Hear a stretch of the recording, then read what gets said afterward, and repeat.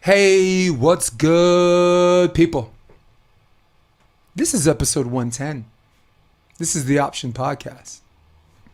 That girl right there, hello. that's Thinesa Sri. The episode starts right now. Hey.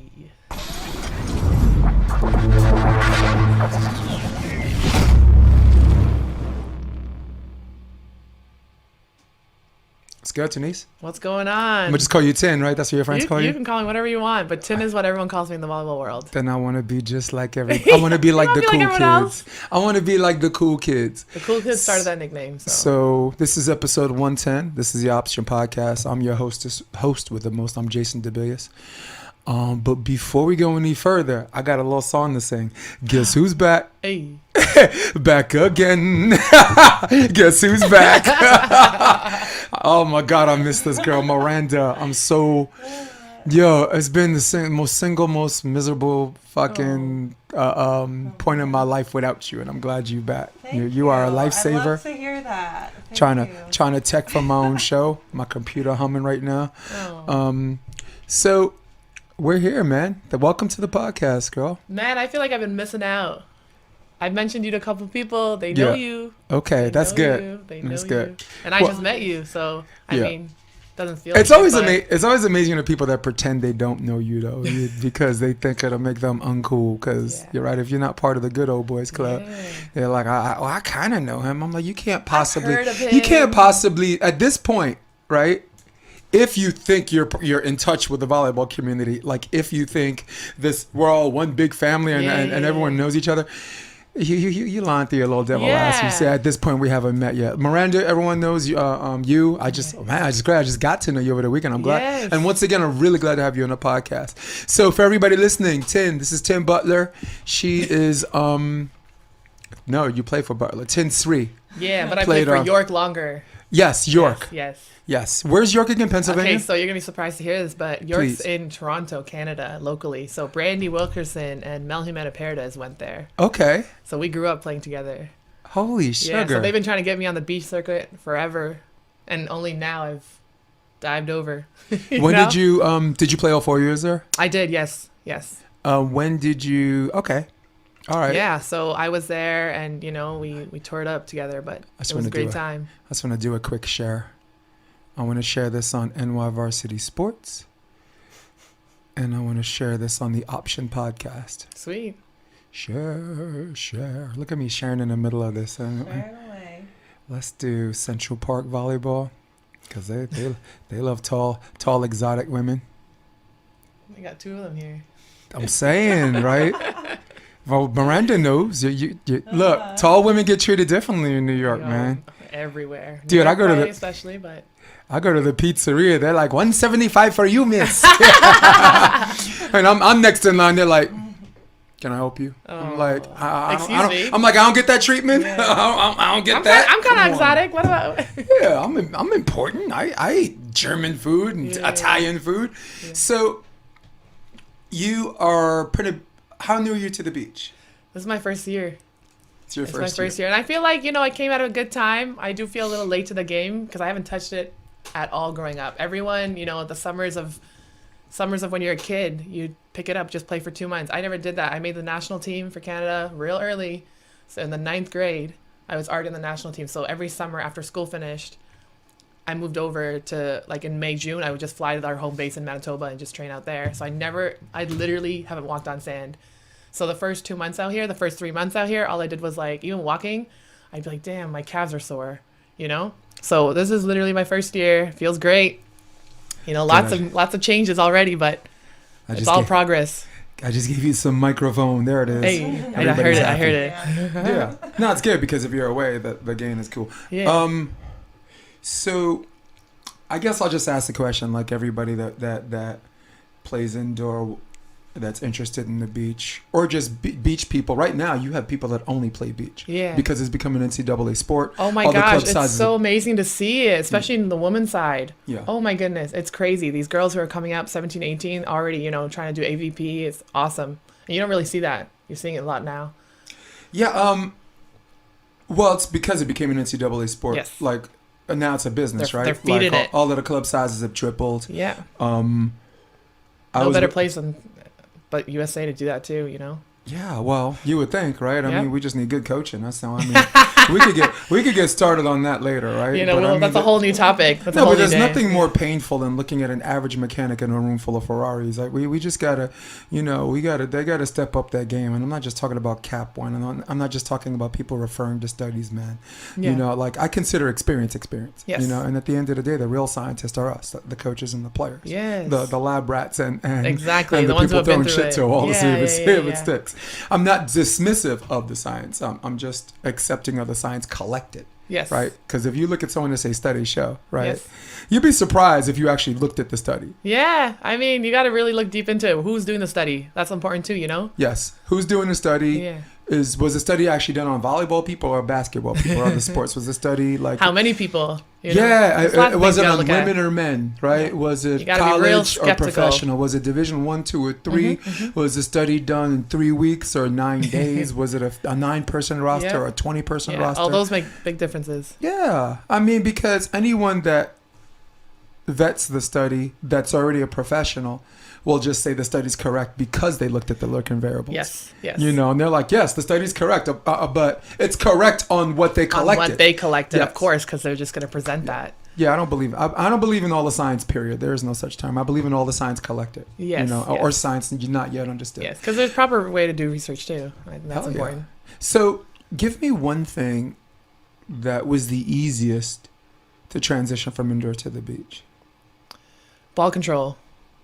You were I an think- outside hitter? Yes, I was outside, and then I played lib a year too. So I think that's why starting so late, I feel like I'm not missing too much. You know, because the ball control, they say, you know, beach is all about that. If you have ball control, no matter what your size is, you can get away with it. You know, so that's kind of the main thing I had going for me. So I didn't feel like I was missing too much there. So skill wise, I would definitely say ball control. I think anyone that's played outside hitter that transition to the beach will co-sign with you. Yeah, for sure. And then in terms of like not physical and everything else, I mean, the easiest transition is less people. You know, you don't have to worry about 4 other people coming to win that championship with you. Look at Miranda. She like I know. thankless ass job. Yeah, she's like I read you. Yeah, you only have to worry about one other person, and it's almost like an individual sport, you know. So I think I really enjoy that. I think that's much better than having to worry about a whole roster. Look, liberos, I think they transition to the beach very well because their bump set is already there. Like in the new system, in the old system of volleyball, the opposite was the offhands, right? Yeah. In the system of volleyball, just to make this little guy feel more important, let's have him set from behind the 10-foot line a predictable ball that's going to be triple block. So, but for liberos, the bump set's there. The defense, the defense there, obviously. There, and the service is there. Exactly. They're only missing their offense, you know, and offense is a whole new game in beach. It's all, you know, there's a lot of shot work. There's a lot of options, and it's not a power game. This thing's gonna crash in a minute. It's already said because the Facebook setting is 720p and we're doing 1080p or different, got it. Whatever. So we'll go as long as we can until this thing until it goes that to works. hell. But we have this. We have Miranda, my lifesaver. But I find that setters find the same thing too, like serve receive and like you look at people that are indoor setters like Chris Austin. Yeah. He's already got good sand hands. Yeah. It's not like he had to learn how to catch and throw. Sure. He's got really good hands. I think setters, you know, especially tall setters, like transition to blocking really well, just because they know how to line up really well. You know, they're blocking all the outside hitters from indoor. So that transition I find is good to see. It is. Like Sarah Pavin was a right side, a weak side player, you know, in indoor. So matched up against a dynamic person that more often than not required 2 blocks. I also, well, for me. And I actually, since I got Miranda in the house, I'm gonna ask her this. I'm gonna bounce the same question to you. All right. For me, the easiest thing was blocking. I'm an indoor setter. Okay. It just I call allowed that. me. Well, blocking, you know, in most systems, the outside hitter has to fill the hole. I know the middle is a thankless job, and I get that. But you're part of a system. You're part of a team, whatever. And if you go for self, sometimes they're gonna cut you. They're gonna cut you in seam. They're gonna cut your split seam, or they're gonna kick the extra point between your hands. But where outdoor, you just you know it's just you. Yep. You have permission to be more aggressive. I love that. And I was already a good one-on-one blocker indoor because in system. No, but like you said, sometimes on my one-on-ones, like an indoor, I appreciate that more because I can like line up myself and cover what I need to do and read the hitter. I don't have to worry about someone closing and taking away space. Yeah. You know, one-on-one, it's like you're going, you know, and I think more of your successful blocks might come from that. I agree. I also think your peripheral IQ, like if you're in system and the middle has to go with that middle, like knowing that you're by yourself, where you can go on autopilot and be like, I'm solo. I gotta do something on my own. I was very, very trusted among my teams. I set for some pretty good teams. That's key, because then they can fill around you versus they might be like, you know what, just take away space. Yeah, you know. But when I moved to California, I'm like, blocking's not the easiest thing. It's just it's sand, because I was predominantly a grass player before sand. So, got it. So that's a huge difference from a 6'1" blocker to go from indoor and grass to sand and think you're going to split blocker, even be or in some fantasy world be a primary blocker. That just doesn't happen. So for me it was blocking, but serve receive was easy. That's awesome. For me, serve receive was that's something I'll never. But I mean, movement's a little slow, but once that comes, you know, platform's always there. I also think serve receive's easier because you don't have to pass to a specific target where your play where it's a timing play with the middles or this and that. Like 2.5 all the time. Yeah. You know? Something where you only have to pass something where the beach player still has peripheral vision options, still can use their hands and this and that, and that's it. And that's easy as pie. Yeah. Miranda, you're an indoor player. You played for El Camino for a little bit. Yeah. Did you play oppo, middle, or outside? I played middle. You played middle. Yeah. Speaking of thankless jobs. Yeah. So what was the easiest thing? What was the easiest thing for you?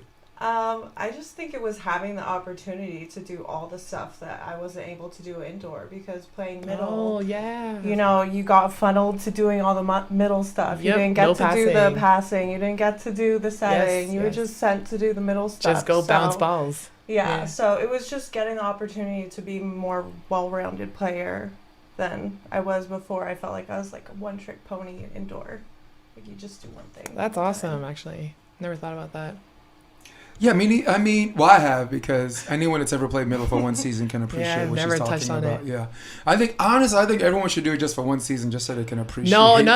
I appreciate my middles so much. My middles are always, you know, where I need them to be, but they're always where I don't need them to be too. So I know they do well, and when they get those blocks and make me not get my head chopped off, you know, in those seam plays, I thank them. Yes, they're very appreciative.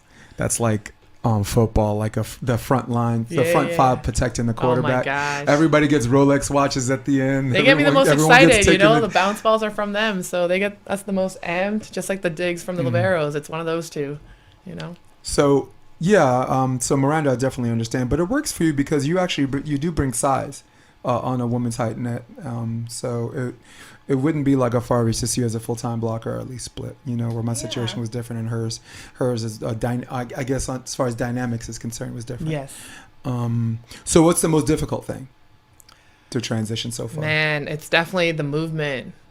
Like the movement is crazy different. Like there's so many things I can't do in indoor in terms of even like as high as I can get. I mean, that's probably for everybody, but broad jumping, you know, someone who played left side, you broad jump like crazy. Hitting pipe balls, you're broad jumping and you're ending up at the net, leaving the attack line, you know? So I'm still broad jumping a little bit, and, you know, sand shark's always eating me, but I got to find a way not to broad jump so much. But I think that's definitely easily the most difficult thing.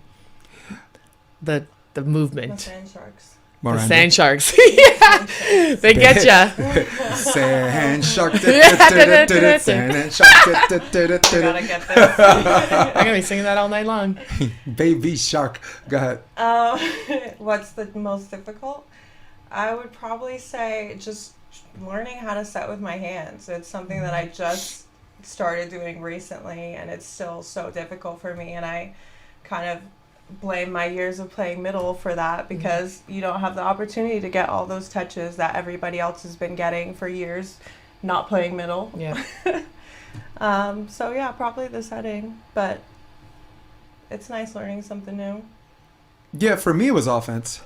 Okay. For me it's offense. In fact, every time I take time away from the beach and I come back, I feel like I got to relearn how to hit all over. Do you feel like it's timing? No, it's more about what John Mayer, who's the head coach at LMU.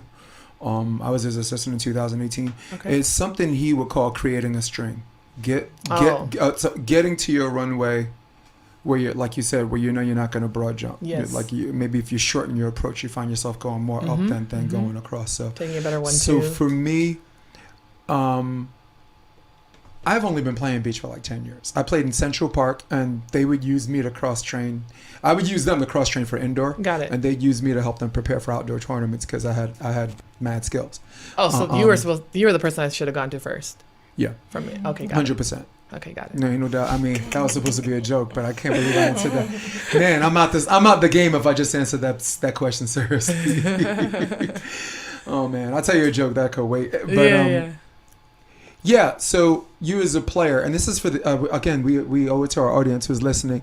You as a player, if you are the type of player that gets to your runway after your pass, we call it rhythm approacher. Yep. You get to the runway at the same time. Or I'll use Nick Lucena as an example. He'll pass, and then he'll literally go to his string and stop. And then wait for the set, and then time is 4-step. Got it. You know, which is pretty fail safe. Like if you do that, it allows you to speed up when it's low, allows you to slow down when it's high, left and right when it's left and right.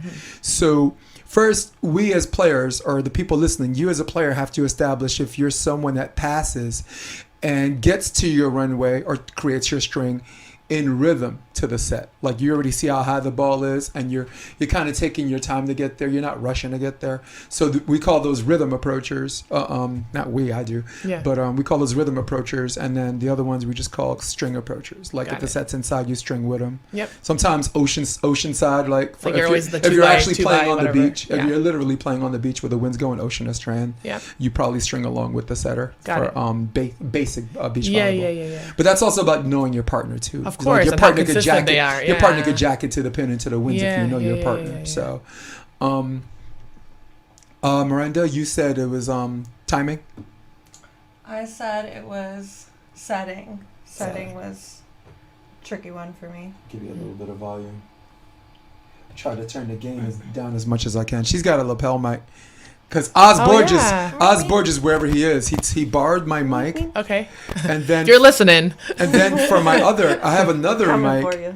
I have another mic that has like a different bracket. Got it. So he took the bracket for one mic. Oh gosh. And he took the microphone for the other mic. So in essence, he jacked 2 mics from me because I got one in the closet I can't use because there's nothing to hold it. Oh. And he took the holder for one and the mic for the other. I mean, it's useless. Oz, good coach. That's someone any junior or adult should get with for private lessons. He's one of the best coaches on the beach no one talks about. His name is Oz Borges. He's Cuban American. Okay. Where's he out of? He lives here in Hermosa Beach. Have you done sessions with him? Yeah. Well, he's been playing super dad lately. He has a kid, I think that's like 3 years old, and he had some promises to keep as soon as the kid learned how to walk. Oh, so, I mean, good for him. We all do, for sticking with him, yeah. But he made the draw with Bruno Amorim. He made Hermosa Beach. That was the tournament. Bruno had blisters on the bottom of his feet. Like he thought he could just rock the hot sun like Oz does, but Oz's feet are calloused the fuck up. And Bruno started to look like roast beef, dude. Oh my gosh. You got a little Brandie Wilkerson thing. Did you look at a little dark skinned Brandie Wilkerson thing going? Yeah, we in college we used to get compared all the time. Not because we looked alike, because Brandie and I used to wear the hair the same way too. Like we both used the side. We both had big hair. And we're both tall. We're both 5'11". So same old tall brown girl story. Yeah. The thing I like about it's true. You probably get it too. I know. I've got a Brandie. I'm like, the only thing is I didn't have curls. She did. So that was kind of weird. There's the straight girl and there's the curly haired version. The thing I like about Brandie is she's got man moves but the feminine walk. Like don't get me started on her walk. She would go to the net, right? She would go to the net, She's the right? Cutest, yes. She'll go to the net. She'll touch the sand on her crouch, touch the clouds on her jump, literally. and then when she lands, you know what's funny? It just tickles me when I walk. What you don't know is that's way better than it used to be. She used to get made fun of by like all of our teammates about that. That's and how she used to like Barbie walk to go serve, and like she's changed a lot. You know, this is less girl version of her now. Wow. Oh my God. So yeah, but I love it.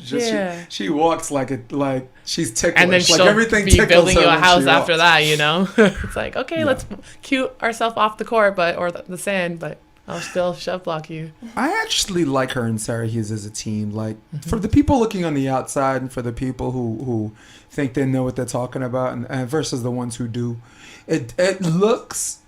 And I'll just say it out loud because this is what people are thinking, but they're too chicken shit to say it because people be like, who are you to say that? Oh, what are your credentials? Whatever. All right, but me, I don't care. I think a lot of people call it a marriage of convenience. Yeah, right? okay. Like, she didn't have her partner, the Canadian, right? Sarah Hughes didn't have, it was Kelly Clay's first and it was Summer Ross.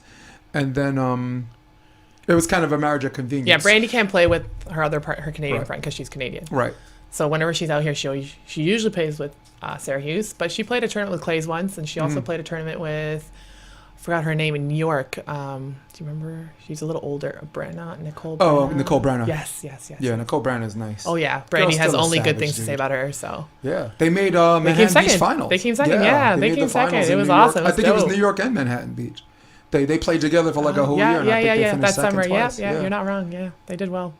Yeah, and that's Brandie loved it. that was a testament that these girls bringing up the rear. We're gonna get into women's volleyball in a minute, but I don't think should be a marriage of convenience.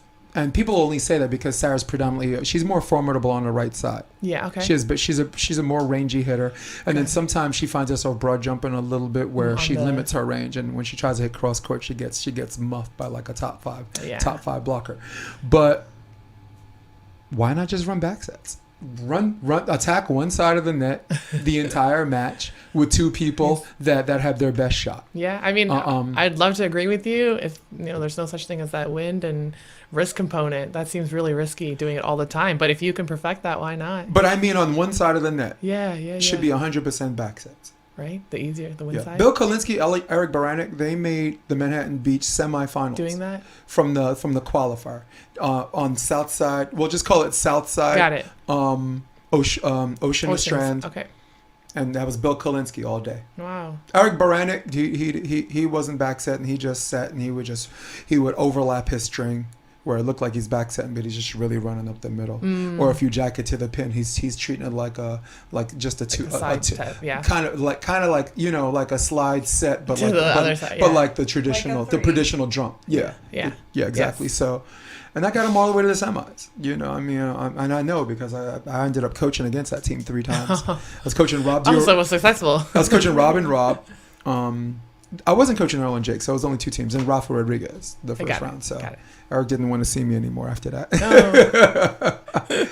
So you're playing with Mercedes? I am Mercedes Vaughan. Where'd you meet Mercedes? I actually met her at Better at Beach Camp. So when I first moved out here, I didn't know anyone except people that were playing the AVP, and I'm not ready for that. So I wasn't training with them, and they were just trying to tell me, meet people, get out there, and I got someone hooked me up with Brandon Joyner and Mark Burik, and they were like, message this guy, and they had a camp, and they put me into their, I think it was their advanced for Better at Beach. I don't know how they have so many. Group. Yeah, the women's group. So, for me, the skill level was, a little lower than what I'm used to in indoor, but because of, my movement struggles, I felt comfortable there because the game was slower, and I had to work on not being as fast. So it really challenged me. It was really frustrating. The hardest part is it was such a humbling process, being at the top of the game and then having to literally start from scratch almost. It's almost like a new sport. Mark Burik is really good at recognizing that too. Joyner, I really don't know as well. Yeah. I mean, he seems like a nice guy, and we say hi, this and that. Yeah. But Burik, I've had a lot of conversations with him, and he sees that. I guess that just comes from years and years. Okay, she's here right now, but she doesn't see where her ceiling is, and let's play with that a little bit. He pushed me too. Let's explore that a little bit. He didn't let me give the option, like the excuses of, oh, this is new to me. I'm new. Like this is like I can't get there. Like he didn't really give me those options. He was just like, no, you know how to get there. Like just get there. He didn't let me have that. Hey, I'm new. I just skipped that step, which is great. That really pushed me to get a little faster. So it was intense, but it was great. Nobody want to hear that. Yeah. Well, Mark. Use it for a week and then it's old news. Well, Mark, to my knowledge, in the South Bay is the only guy. Better at Beach is the only club on our camp and club for adults. Yes. Because in this side of town, they're only interested in coaching juniors or professionals. Yeah. The adults, I'm like, what, you know what I mean? But Mark, just an amazing job. I had John Schwengel on the podcast yesterday, okay. and he was like talking about playing against Mark and like in New York and how he was the home favorite. And I said, I'll tell you this. 2016, he wasn't no home favorite. New York couldn't stand the guy. He's playing against the McKibbins with Topple, yeah. Kurt Topple, and they're cheering for the McKibbins. Yeah, but yeah. it's because at that time he had a reputation for being a hothead. Yes. And if you just met him this year or a year from now, or even 2 years from now, yeah, you'd be like, Same that guy's guy? a hothead? No way. no fucking way. You can see it though, like not the hotheadness, but you can see the intensity. Hell yeah. He's really fired up. He's even like I said, in a group that was like even a lower level, he was just as intense. Like he gives that 110% even to all levels. So I can see that's his natural personality. So I'm not surprised. There are a couple of guys I call the James Brown of volleyball. Like as far as coaches are concerned, Jeff Alzina.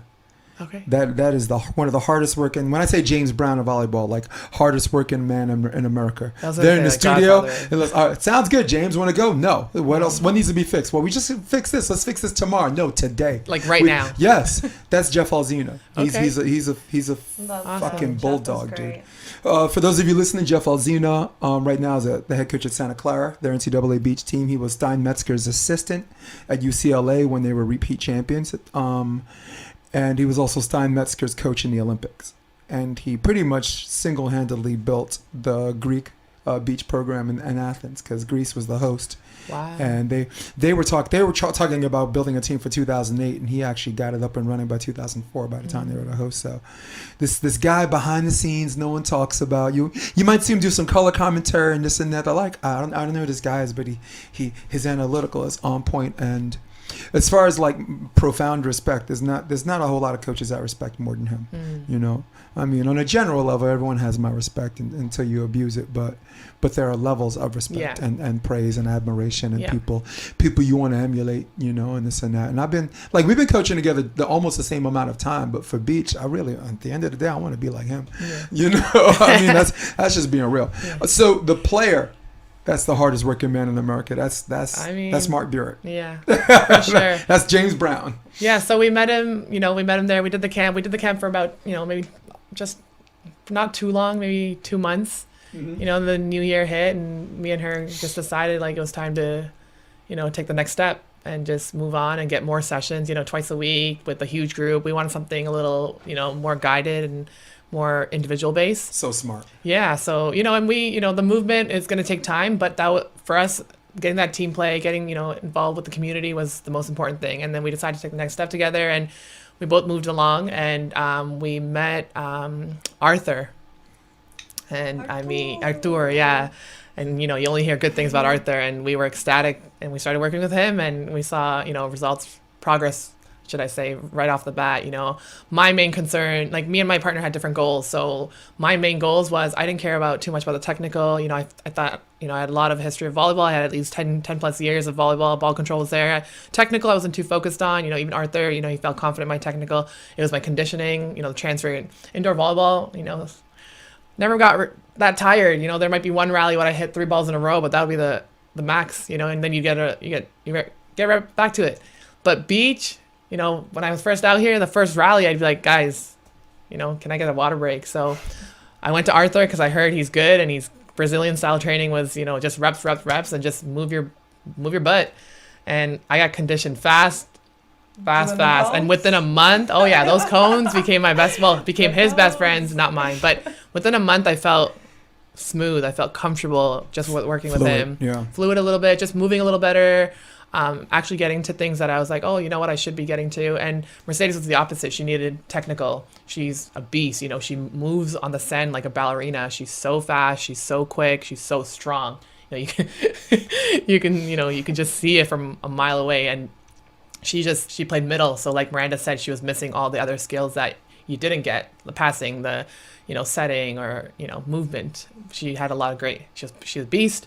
But she was missing that. So we were total different players. Like if I can put us together, we'd be a that's the player I want to be, you know? That's why this partnership is good. But so, you know, we worked with Arthur for a bit and it was great. And then after I found that I got my conditioning down, we felt like we were missing our teamwork and, you know, a little bit of technical. So we moved, you know, we're new. So I think trying out different things was the way to go. And one of the best advice I got from people is finding the best coaching style for you when you're new to the beach. So we're working with Dylan and, you know, I feel like we're meshing a little better in terms of us, and the technical is definitely getting there too. That's where we are at now. All right. First things first. The Brazilians, Arturo, Pompilio. Yes. Those crew of guys which are really reps-based coaches. But reps-based is about seeing a technique that you have and doing it over and over until it's second nature. Yeah. And that's why their style of coaching habitual. has enjoyed some volleyball prosperity. Yes. Now, with that being said, as far as finding a coach that's a match for you, this is a piece of advice I think Miranda might co-sign on that. I'll take it. We do not, adults at your level right now are not interested in coaches that are taking what you have and breaking it down and creating something entirely new, right? Nobody's going to come up to Phil and say, you're a goofy foot, you need to change your steps. No way, it works. Rob and I, Miranda, I did some practices with Oz and Rob, and they were trying to show me the knee technique, the knee down technique, and this and that. Yep. And Rob and I had some words over that and this and that, but it really ended up being this. I told Rob, if this is the drill, I'll do it. Like I'm not here to prepare for tournaments. I'm 51 years old. I'm not here to be better at beach. All right. I know, 51, right? Wow. Like Chris Rock said, New Jack City was a long time ago. But if it's the drill, yes. But if this is something you're trying to force into my game, no. No. I never, as an indoor player, I never wore knee pads. Karch Karat never wore knee pads. There's certain players that don't use a knee down technique because they're in it before they whatever. And I'm not saying the way I'm doing it is better. I'm only saying the way that I do it works. The way I do it is not taxing to me because if you've done it over and over again, it's only taxing the people if they're trying it new. Yes, of course, it's going to be more of it's going to wear you out more than if you just did a knee down. Yeah, you know. But so that's just an example of if you're a knee down passer or just like a legs grind passer, keep what you got that works. Now, if there's something that's just out there that's literally just it's gonna stop you. It's gonna be in your own goddamn way every fucking tournament. Then it's incumbent upon a coach to fix that. Yeah. So that's what I meant by coach got it. Matching coaches, right? We both agree here, right? Ain't nobody's gonna roll up on Phil, tell him he needs to change his steps. No. Goofy foot, ladies. Education, lefty approach, hits with their right hand, hits with his right hand, right? But sometimes you try and sometimes it works for them. You leave it the fuck alone. You don't have to be a traditional. Now, this is coming from a traditional Nazi. I'm a volleyball purist. Okay. I almost threw up in my mouth having to say this. So, think about all the goofy foots that have success. Tina Grodina. Right? Dane's she's going back to play for Dane one more year. She represented Latvia in the Olympics, played for the bronze. Goofy foot. Lion King, Samoilovs. Look no further than her own country. The guy with the long hair, goofy foot. Couple of players on the indoor scene from Russia, outside hitter from Russia, goofy foot. Who else? Troy Field, right? Goofy foot. Mike Grossell, who upset Phil and Nick in Atlanta. I saw that in Atlanta. Big Mike from Colorado. All of these people have lefty approaches, and if they're a kid, yes, you got to change. Yes, I agree. I agree. Because they're still in the beginning, you know. But if they're an adult, just tell them you have a decision to make. Yeah. You have a decision to make. So, got you and Mercedes out there. Mercedes played for Florida State. Yeah, she did. She played for Florida. She played middle and right side. She transferred to right side a lot. So she's, a phenomenal blocker. Her head is over the net. So we're just trying to figure out how to work that together now and have systematic defense. You know, we're both new beachers, so we're trying to figure it out. But she's awesome. You, definitely a team that needs to stay together. Yeah, we'll see. We're enjoying it. We're enjoying the learning curve right now. We're not too worried about results. I think that's important for us right now. It's easy to be super competitive and have played in the high levels and get caught up in the results and be like, damn, why aren't we winning? Why aren't we getting to this playoff spot? It's easy to get there. But I told myself, I've asked so many people, everyone said, give it 2 years before you experiment for 2 years. And at the beginning, I was like, no, I have until this summer, like, and now that it's past this summer, I'm like, damn, I need 5 years, like, not really, but I can see how there's so many things that I've already experimented through, like teammates and coaches, and even like practice times and like there's a lot of things to look at. So even like what you're saying, knee down, does that work for me? Because in indoor, you run through passes, as a left side, I run down the lines, so there's a lot of experiment like that going on. So 6 months later, I'm here and I feel comfortable, but there's still so much. So we're just trying to not be so results based and just focus on getting touches, staying consistent, because I heard that's really important, staying consistent and getting out there. And it's been working well for us right now. So we just got to keep going and staying patient, because that could get frustrating. Yeah. I want you guys to stay together. Because not winning isn't fun, but. Yeah. No, winning is going to be fun. I mean. Look, okay, we have a timeline on fun. Next year, we're allowed to have fun and win. Well, some of the biggest obstacles for volleyball players is they let their goals, their objective, and their expectations cross paths. Yeah. And when they cross paths, there's all kinds of bad things that can happen. Yeah. Like, for example, in theater, you have goal, obstacle, tactics, expectation. That's a Stanislavski or a Meisner, basic Meisner or a 101. Yeah. But you can't go on that stage to be good, because you won't be good. Yeah. And so you can't go on that court to be good. All you can do is go on the court and play each point and win each point at a time. And your expectation is you'll be good. Yeah. But if if your expectations cross paths with your goal, it's just there's too much going on upstairs. It's going to be a barrel of monkeys up there. Oh my gosh, yes. Literally. Yeah, right? That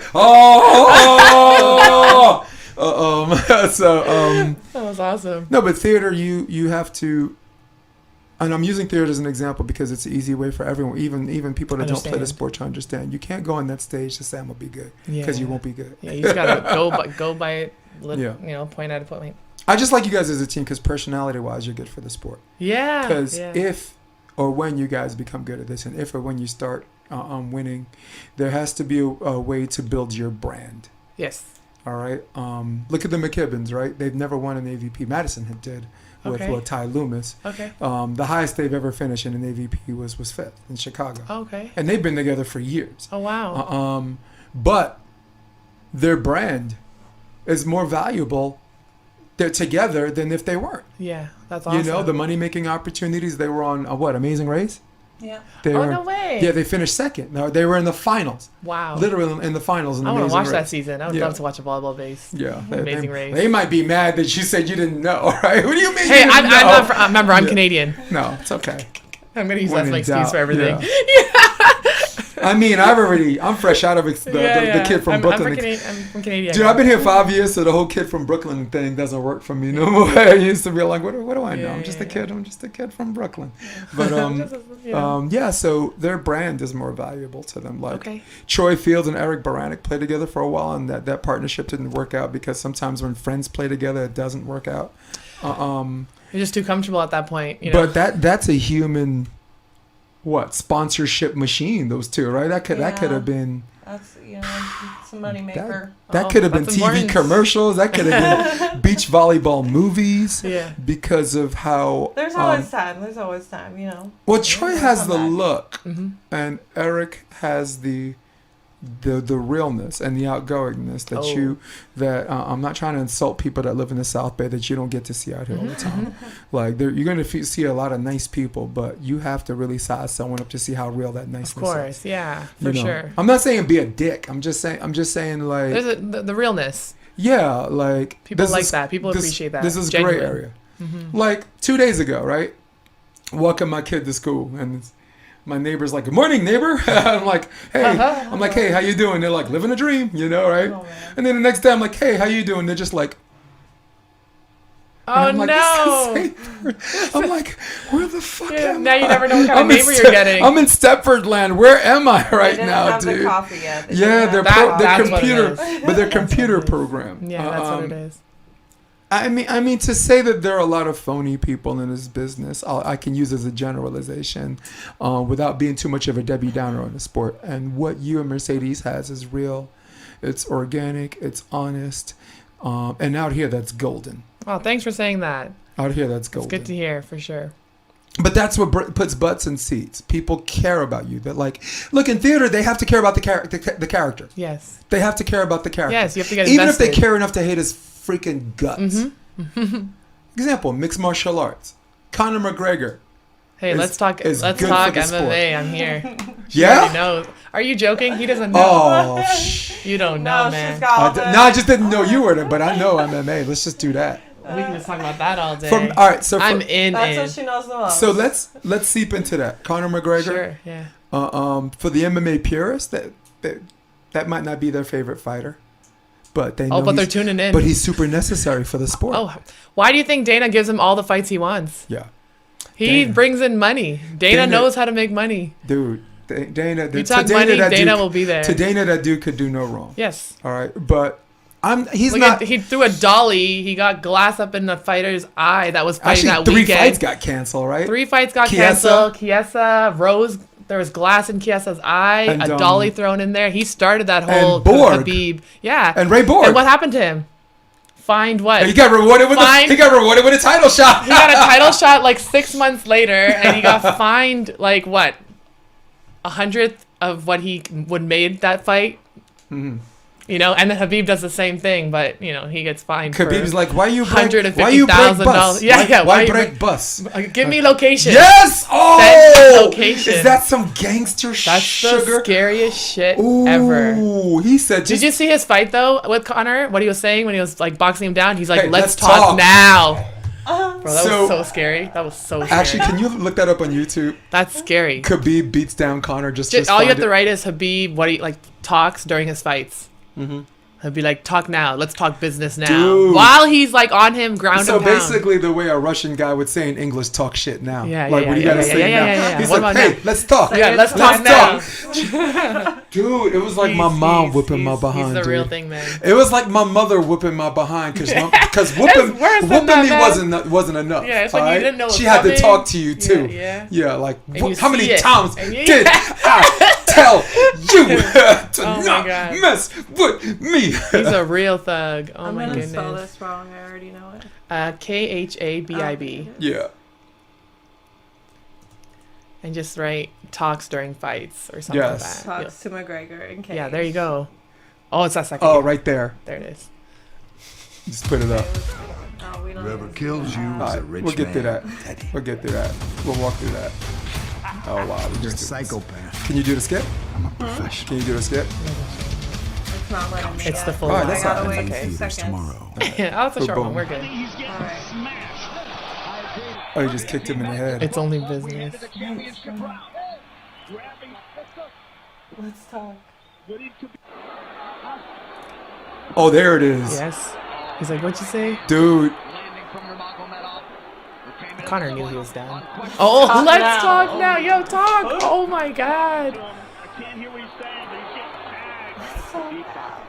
This ridiculous. This is. Even if you watch him against Barboza, like the fight before this, he Yes. was like, you have to give up. Like, I'm going to kill you. You have to give up. If you don't give No, up, it was you know? it was Michael Johnson. Johnson. He Okay. says, "You know, I deserve this." Oh, He's I remember that one. He I has him remember pinned that. I down, remember and that he's one. like, and he's giving him 'Cause he wants the he's title giving him fight. noogies, Yeah, right? and he's like, you know I deserve this. I Yeah, so, yeah. so Yeah, he like talks to these people while he fights them. But he's a respectful guy. Mm-hmm. You know, whatever you give him, he'll give you. He's all about the respect. You know, Who? Khabib? Habib. Yeah, like he'll thank the I don't- coaches when he walks in. Now that what went down when he beat Conor and after he beat Conor, everyone's like, "Oh, it's gone. This whole thing's gone too far. It's gone too far." Now the thing upsets me is that Conor's been doing this for years, and the first time someone does it back, now all of a sudden the combination of the two of them, it's gone too far. Yeah. Like if you're, for example, you're in a volleyball match and the guy's like talking shit the entire time, and the ref lets it go. The ref you only say calls one the thing. captains up or does whatever, and I'm like, and you're looking at the ref like, you should have shut that shit down. when it first happened. Yes. How'd you let him go all the time? So I don't put a lot of that on Khabib. Yeah, but remember. Think about this though. I have a question yeah, for you. Yeah. Have you ever seen Khabib do that with anybody else? No, His and he entire talks about career. that. No, and he talks about that. He His talks entire about why career. it's different with him. Mm-hmm. You know, he talks about why it's different with him because there's no respect versus with other guys there's respect. Conor talked about things that you don't talk about and shit talking. So Yeah, he talked about his his dad. He talked about his religion. Like a lot of people don't know this. He made this crazy reference about his wife. Did you see the picture he posted? Yes. He called Khabib a rapist too. Yeah. Like he talked about his dad. Like his dad's a huge like for sport and even like wrestling. He's a big like pioneer into that world. And he said after the match, his dad's gonna smash him for that. Oh yeah, for sure. His dad's gonna make him wrestle bears. Oh, he knew. Wrestle bears again. Wrestle you see adult that video? bears. He's wrestling bears. Oh yeah, he's 6 years old. Khabib is wrestling bears, dude. That's why he can wrestle You're like, anybody. do I need to Miranda's like, do I need to look that up too? No, he's literally wrestling a real bear. It's not like a guy. It's a bear. Yes. Like a grizzly bear or a brown bear, and it's chained. That's how they get him. But the claws are still there, and that's why he can maul anyone because he's like, I could do a bear. Of course, I could do anything else. This is just regular humans. So if you want, we could unplug this while the sponsors are going, then plug it back in when it's ready. So I guess what I was leading to, because it just got out of respect. That's the problem. Nah, but no respect. We could definitely talk about respect as we go. And I'll keep a mental note about this question because something about me and my podcast, I go off Kanye West style, and then you'll bring it back. I like that. Like, have you ever seen Kanye West on Joe Rogan? Yeah. You have to have patience for that. You have to have patience because people are like, what the hell are you talking about? Like but if you stick around and you watch him bring it back, he's a fucking genius. He's a genius. I love it. That's why I listen to him, so that's good. Him on Joe Rogan was There's great. A different one. Is that him? He's an adult here. That's fine. Let him. Okay. Dude, that's a cub. Bill was born in September 1988. He is a Russian martial artist and former MMA fighter. The dude is wrestling bears right now, dude. Now that cub might seem small, but you guys have any idea how strong that thing is? No, what you're not. He did this when he was 6 years old. There it is. No, this is still him as an adult. No, that's him as a kid with the cub. Yeah, this is Khabib it. is not the only fighter. Look at this. Like the claws are still there. That's the only thing that I've ever seen take him down. No, and he's still not losing. This child took the he can still do, chokes from here. Oh, he's got his back. Oh my God, the bear's gonna win by rear naked choke. Nope, he got around, and now he's got him in his. Yeah, and he got his. Come on, you ain't gonna. That neck's too thick to fucking choke a bear. Telling you. Look at the bear going. His dad brought that bear for him. No, but doesn't that show bears are mixed martial arts?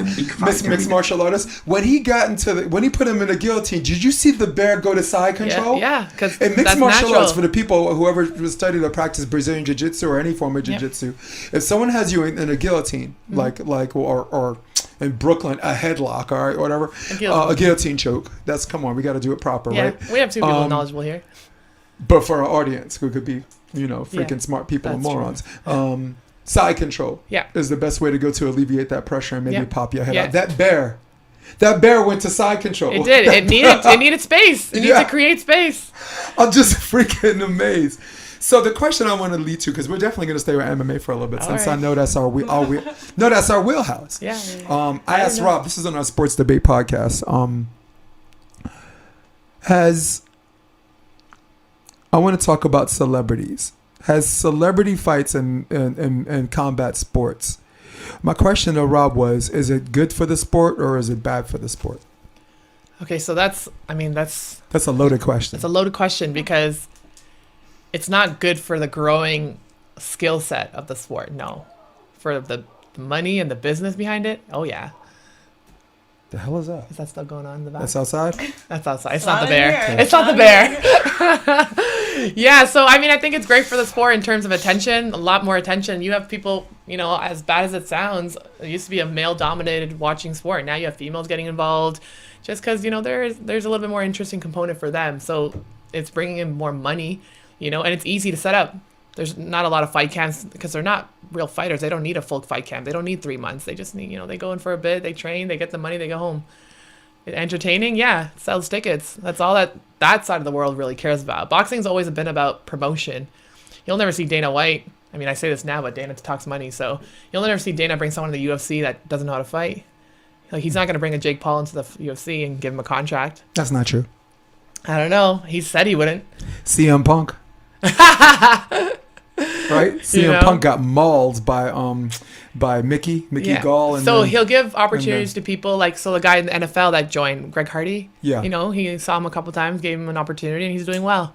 Greg Hardy did it right though. Yeah, exactly. Greg Hardy right. I think was 2-0 before, and then the Contender Series he had to go through exactly. Akimbo Slice, if you remember, he made him go through the Ultimate Fighter. Yeah, made him go through the house. Exactly, like he does it the right way. I think he wouldn't just take someone who was 0-0. Like he wouldn't take someone who hasn't had any experience and just be like, let's go do this fight. Well, he did with CM Punk, but CM Punk took 2 years. So in Dana's defense, 2 years. He did train under Duke Rufus for 2 years before he got in. And that was probably the contention, or condition. But then also Dana's going to sell. Exactly, I agree. But it might not be in the UFC world, though. A co-main event. He might do it as what he did with Conor, something outside of it on Showtime, something like that. But I don't think he'll bring it to the UFC. No. James Toney already knew how to fight. James Toney fought Randy Couture. I don't know how far back you go at MMA, but I'm fairly new. All right. But I'm like, that's the crazy part. I'm new, but I'm in. I'm a tough boomer. Now, I'm a tough boomer. I started watching once The Ultimate Fighter, the first one came out. And then they had it on Spike TV, and then everyone was calling each other like, yo, these two white guys are punching each other in the face. You got to turn on this channel. Oh, my God. And you're like, this sounds great. Yeah. And then later on, I watched the reality show that led to the finals was Forrest Griffin and Stephon Bonner. And then I honestly still watch Tough. Tough doesn't do good in the ratings anymore. But it's really something about being in a house with a bunch of dudes where there's no TV, there's no internet. All you do is train with these freaking alphas. Yeah. And sooner or later, right, there's going to be some drama. You have alcohol in the house. You ain't got the internet, but you got booze. So no, the reason why I asked that, because when Conor was doing it, Conor was undefeated at 145. Yep. Subsequently finishing Jose Aldo in 13 seconds. Didn't he have the double belt then? The what? Didn't he have a double belt then? Like the duel? No. 145, 155? No, for cage fighters, he was a dual champ. But yeah. He won 145 first. Yes. And then 145, because he marketed himself and because when he got the eyeballs on him, he performed, Dana allowed him to skip the line at 155 and fight Eddie Alvarez. Yeah, and the timing was perfect because stylistically, you couldn't pick a worse match for Eddie. Mm-hmm. Eddie had a 68 inch wingspan. Conor was 74. Mm-hmm. Conor, we already knew, was sucking down to fight 145, sure. So you knew he had the size to fight at 155 and even fought at 173 times, right? He fought Nate twice, and he fought Cowboy Cerrone. So I think the point I was trying to make was Conor got the eyeballs on him, but he still had to win. Oh yeah, for sure. But so it wasn't a gift for him to win 145. He had to beat Max Holloway. He had to beat Chad Mendes. He had to beat Dennis Seaver, who came down from 155. He beat a very light Dustin Poirier. Yes. First round. Yes. And so that was true meritocracy. But remember, Dustin Poirier, that was like early on in his career. That's 7 years ago. And Dustin Poirier was sucking down to get to 145. Yeah, that was the last 2 times he fought Conor. That's 155. Yeah. That's both of their wheelhouses anyway. And the best ability is availability. Like Dustin was still fighting when Conor was off. Yeah. Which I'm going to get to. Conor was in a very unique situation because if you looked at 155 when Alvarez was a champion, Khabib was waiting in the wings. Yeah. Tony Ferguson was fucking murking people. At Barboza, that roundhouse kick. Barboza was coming in, and it was Khabib that knocked him down. Terry Edom. All of these people who are stylistic nightmares. Yeah. Kevin Lee sucks down from 170 to 155. Kevin Lee's trying to make a comeback right now. Yeah, I hope. If they had a 165, that would be so easy for him. But the guy has trouble making weight. He's never not made weight, But you could see him. He's not in the mood in the weigh-ins. He wants to punch someone in the face because he didn't get to eat no Chinese food. I know, it's like the worst weight. So Khabib was gifted this unique situation, and he took it and he won. And that's how he became the double champ. Alquinta? That was against him, right? No, that was Khabib. I know, but who did he fight to get that? Eddie Alvarez. He was supposed to fight Dos Anjos. Wasn't it He's supposed to fight RDA. Yeah. RDA got injured. He ended up fighting Nate Diaz at 170, lost. Wanted to run it back. Dana gave it to him, and then won by split decision. Majority decision. Oh, you're talking about Conor. Conor, yeah. Yes. Sorry, I thought you were talking about Khabib. Khabib beat Iaquinta. Yes. Was supposed to fight Tony. Exactly, and then he dropped out for the fourth time. Do you know how Tony got hurt? Tony tripped on some skateboard? wires. Yeah. No, I'm not surprised. when he was leaving the set, there's all of these wires. When you do like a camera set, like in this room right now, there's wires all over the place. Yeah. He tripped on some wires and his knee was. And then Max Holloway tried to do it, but Max couldn't make the weight. He could make the weight, yes. So but I know that was third. I know it's crazy. Dirty New Yorker. He had a good chance to get it, but. So the point I was trying to make, when it was elite fighters that were doing it to build their brand, no one had a problem with it. When it was these YouTube guys, like a lot of the purists were like, this is a slap in the face to everybody who is so much better than them. Yeah. And this guy's on YouTube, and right now he's a millionaire, and this guy's still fighting for like, what, 15 to show, 15 to win? Yeah. No, I mean, I have to give it to these guys. Like, obviously they have a great team to get them there, but they're actually training. They're good fighters. Like, people think they can't fight. Like, these guys can fight. They're training. They're doing what they need to do. Mm-hmm. They're not just YouTube guys anymore. You know, they started there, but just like anybody else, they're doing what they need to do to get these fights. But their team is smart. I think one of them's going to stay in and one of them's going to get out. I agree with you. I think one of them's going to get out because as he did as much as he can people do. become impatient with him stiffening up retired NBA players and wrestlers who don't even throw a freaking punch, like beating Ben Askren. Okay, that should not even happen. Like, that's what I said about his team. His team did a good job of getting this UFC guy who's this huge wrestler. Yep. How can he even wrestle in the boxing match? Why is that? Ben Askren is probably the worst striker in the UFC. Ben Askren was 18-0, and 3 of his fights, he won 3 of his fights without actually throwing a punch. Yeah, he's not a fighter. He's not a striker. That's what I'm saying. He won 3 of his fights just getting close to I was actually at the Masvidal fight where he kneed him down. In like 5 seconds. I was at that fight. Masvidal is. I feel like everyone. I know that one. I don't know many. Well, he's from. But don't you love the post fight though? They're like, do you think it was necessary to like talk shit or whatever? And this and that. He's like, huh? Yeah. No, he said something like that. He said what? I don't remember. He said super necessary. Oh, yes. He was like, and he said super something necessary. And he was so serious. He didn't even laugh. He was like, super necessary. Like, he was just so in it. But anyone that grew up in an urban area or like in the street, I'm from Brooklyn. Like, I wasn't about that life, but I grew up in a neighborhood where I knew who was and who wasn't. Mm-hmm. And he said something that I can identify with. He said when he said it was super necessary. he said it's okay to talk about people's religion, talk about people's family, and talk all that stuff. But he says, but every now and then, you run into someone that doesn't play that. Yeah. And he says, and if you talk all that stuff to get eyeballs on you, you can't play the victim. Nope. After, yeah. Because you know what happens, right? Like when Conor lost. Oh, look at all the haters come out. Of course. All that. What? What's normal? Yeah.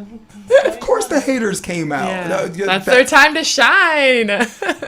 Because sooner or later it's going to happen. No, for sure. But I think one of the Pauls is going to get out before it does. I agree with you. And I think one is really into this fighting thing, and he's going to test his stuff. And I think he's going to wait for the haters. He'll be ready for them. Yeah. And these guys, I like that they're hungry. Yeah. Like I agree. Like a lot of people accuse Conor of not being hungry. People are just mad that they're making the money and they're just like, stay in your lane. No, whatever. Let them do what they want to do. It's working. Well, because there's this big line in sports that the person who makes the most money is labeled as the best fighter, and it's the biggest line in sports. All right, think about this. Do you know Jeff Samuels? I know the name. I know he plays beach out here. He's from Florida. I just know about that. Well, he's originally from Michigan. I don't know anything about the volleyball, though. He's from Michigan. He actually coached with me at Endless Summer. We were north of the pier. We had a juniors group with Duran, along with Rob and Pompeo and Arturo. Okay. We were all one big gang for like a whole year. Go to dinner on Thursdays, share some coaching ideas. But Jeff Samuels is a guy that hasn't made the main draw in 2 years. He was qualified to main draw all the time. But he's the type of guy, very much like Mark Burik. Chicago, I didn't qualify. Too bad. I'm getting on a plane. I'm going to Colorado. The Motherlode tournament, I'm going to go and win that. Okay. Goes to Motherlode, wins. He makes more money not being on the tour than a handful of guys whose disclosed earnings. Disclosed earnings in the main draw, not including sponsors and this and that. Okay. But this guy is a career player because, one, his sponsors are good. He's Isopure is his sponsor. Okay. and he's also the spokesperson for Hyundai, for Detroit, and for Fort Lauderdale, Florida. That's amazing. He suits up every now and again, looks handsome as fuck. That's amazing. Just a handsome man. His skin complexion, is so. Of course, I might be a little gay for Jeff. I don't know. Maybe I am. There's probably a lot of people like that. Yeah. Well, for me, I'm not gay. My husband is. Paul, his husband is. Where does he get it from? But so anyway. Yeah. You got to get a close up on that one. No, but Jeff, he does his thing, man. Okay, cool.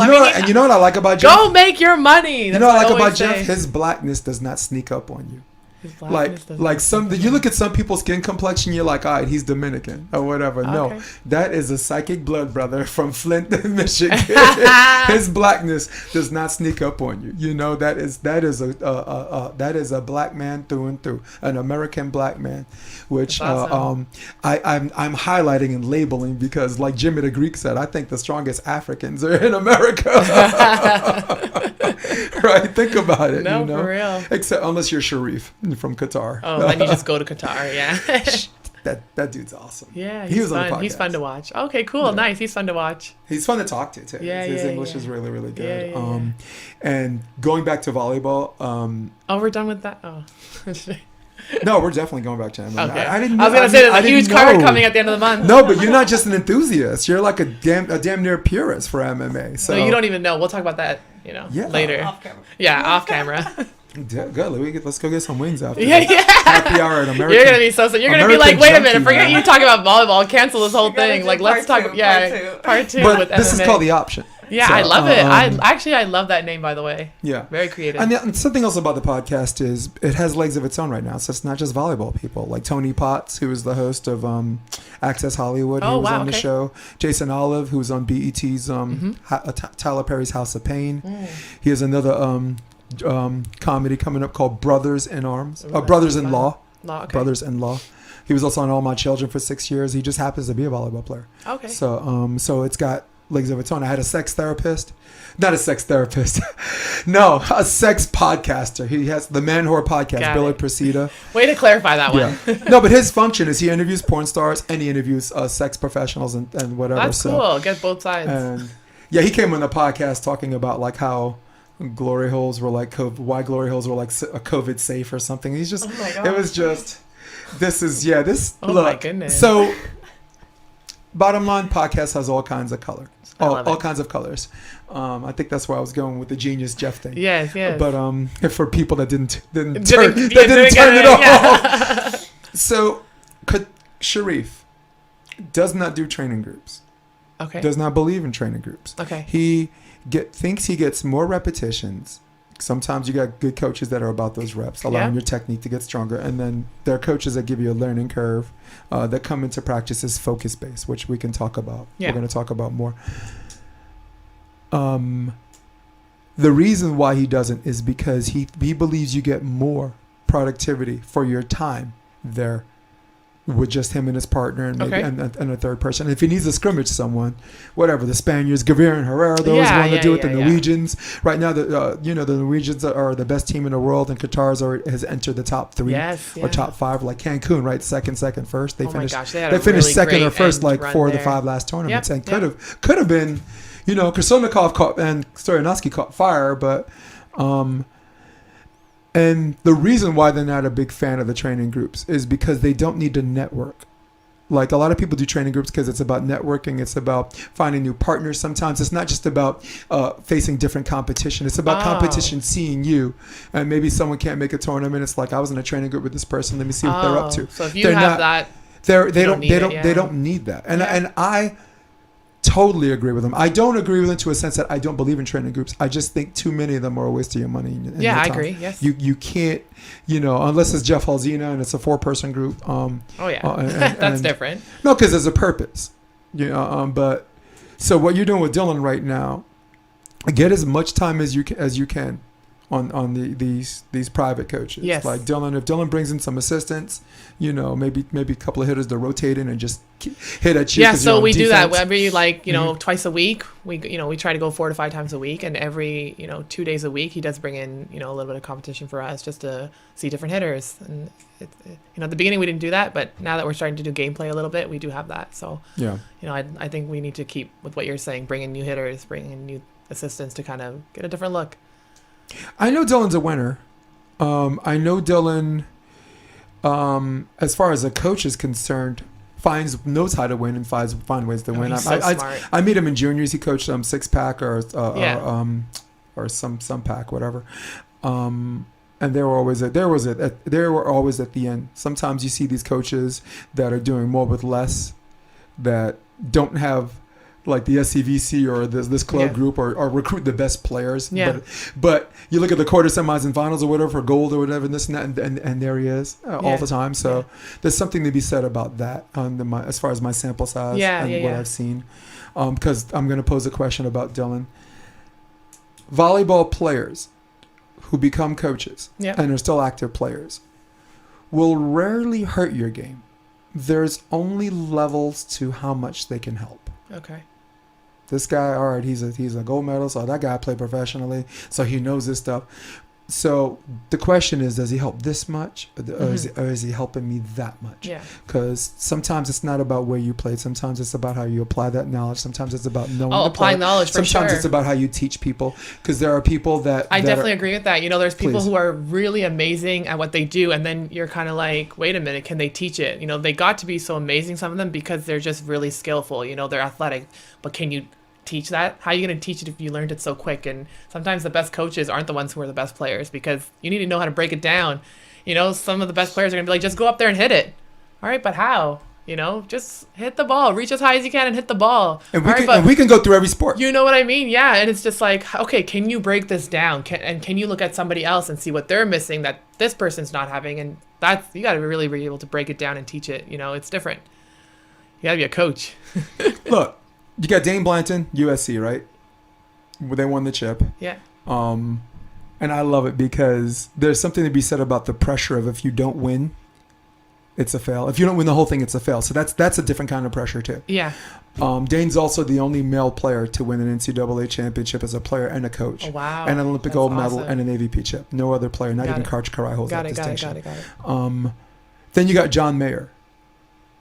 I consider, with respect to Dane, John Mayer a better coach because his ability to do more with less. Where Dane already had the tools in the toolbox. Yep. And Dane, I have not seen a sample size of him being tested the same way John's been tested. Got it. So, and I know, look, for the people listening, in a perfect world, why can't we just appreciate them for who they are? Why you always got to compare people? Because because this is what we're all thinking in our heads. So shut the fuck up. Yeah. All right. So stop. This is what we're all thinking. No, you for real. You just need someone with where are my credentials? Right. My credentials. Everything's ranked. So yes. Yeah.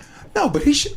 He deserved Coach of the Year last year. They gave it to Fuller, Coach Fuller from Stanford, and I thought Stanford did some good things too. But that guy won 30 games with LMU.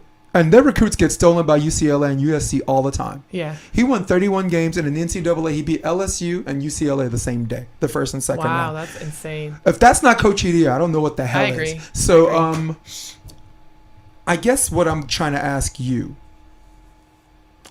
how much do you see Dylan the coach as opposed to Dylan the player? So, this is going to be a sad story, but he's injured right now. So it's not sad. It's sad. Not sad for you. It's realistic. I mean, it's sad for me because I can, I want him to be the best he can be because he cares so much about us. So I want to give that back to him. I want to see him succeed too. And I see the passion. Like he's trying to put all the passion that he can't do on the court himself, or on the sand himself. He's giving us all that passion, and I appreciate that. But yeah, he is, on an injury right now. So he's giving us, we're his first. Not his first, but we're his only full-time base right now. Good. And we give him all the energy, and he loves that. And I can see that. Like, he's coming to practice excited, and he's giving us extra time. Like, we go into past our time sometimes, what we're on paper supposed to do. And I think right now we're getting all of that. So I haven't seen the player Dylan yet. I've seen him talk about how he would react to certain things as a player. So I get that knowledge from him. But right now we get 120% from Dylan just because he's not playing. He's not competing. he's slowly trying to get back now because, you know, his leg is starting to heal and he's feeling great. And, you know, because he's coaching us, he can move a little bit and try out little things and hit some balls and, you know, do that and get a little bit of touches. But he's excited to get back. I can see he's inching. So ask me this question in, you know, maybe in 6 months and I might have a different answer. But right now I see him as Coach Dylan. And well, I think great. Miranda could probably answer that a lot now. Miranda's had got to witness him play over the years. Okay. Ooh, but I haven't seen him coach. No, as a player. We're talking about because she introduced Dylan as the player, not the coach. Dylan as a player? Like, who is he as a player? Well, I will say that he's a partner where you don't have to deal with your partner. I think he's just a very calm, collected every single time I see him play. And then he plays with Brandon, who's such a personality. Yeah. I like him. I like watching him play. He's very, very steady with his emotions all the time. And I feel like that's how he is as a coach as well. Right. Just very calm, collected. Yeah.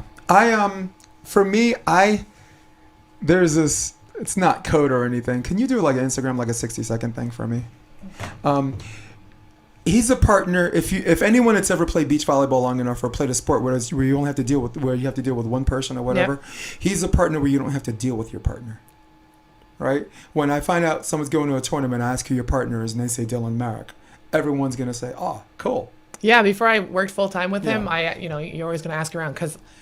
I know, so you're going to hear this, but I didn't know who he was. I don't know any beachers. Like, I learned about Kerry Walsh 2 years ago, you know, because I didn't know anything about beach. Well, it's not like they do their job transcending the sport. But so, like, when people mentioned Dylan, I was like, oh, let me ask a couple people. And, you know, I asked 5 people just to be like, hey, yeah, I'm thinking of going Dylan. Nothing but good things and really good things. And just in terms of, like, technical and, hey, he's great for learning. And, you know, so a lot of good things I heard from him going into it. Well, I do know, like in 2019, he played with Jeff Samuels in Austin. He played with Brandon Clemens, actually. He beat me. I was coaching Jeff Samuels and Dave Palm in Florida. Yeah. Which I thought, that team, I'm like, all I got to do is show up. That's a qualifying machine. That takes care of itself. But we lost to Brandon Clemens and Dylan. And then Brandon got hurt against the McKibbins in the draw, and he was looking for a partner. So he teamed up with Jeff, but then eventually wound up with Dave Palm in Hermosa Beach. Yes. They made the draw. Very tough play-in. They had to beat I think he just told me about that Eric 2 days ago. And Kyle Ratty. Yeah. I was also coaching Kyle Ratty. And then on center court, he beat Jeremy Casebeer. Wow. And Kame Schalk, Canadian. Hey, Canadian. I know Kame. He used to play with Canada. He just moved over 2 years ago, I think. But that's, I guess the point I was trying to make, no matter the competition, if you give him an inch, he'll take your lunch money. He will. Oh, yeah. He plays around with people. That is easily the biggest win in his career. Because that's on a tour stage, which some people think is the only thing that's important. Of course, I don't, because I just gave you Jeff example. I was gonna say I'm hearing all those other example, or even Dave Palm as an example. Okay. But he would consider that the biggest win in his career. And it happened on center court. Oh, yeah. In July. That's huge, yeah. In the Mecca. And that's, if anyone asks me what I think of Dylan, that's exactly what I want people to think of Dylan. Yeah, is that cool? You did my shot? Yeah, I have it saved in there. Oh, good. Thank you. But, I like that. So getting back to the whole brand thing. Volleyball,